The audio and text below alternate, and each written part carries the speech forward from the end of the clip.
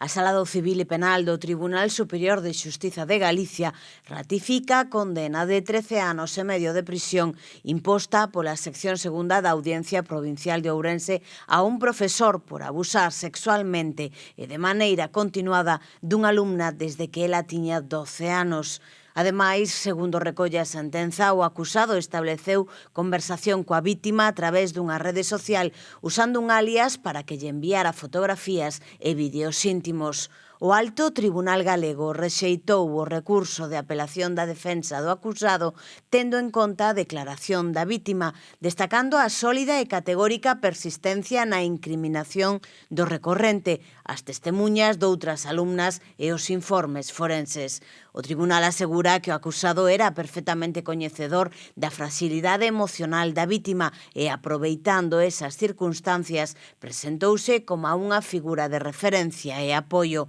Ademais, incidiu en que o home tiña 45 anos no momento dos feitos e, polo tanto, ostentaba unha posición de superioridade derivada da diferenza de idade, da súa condición de docente e do ascendente que exercía sobre a menor.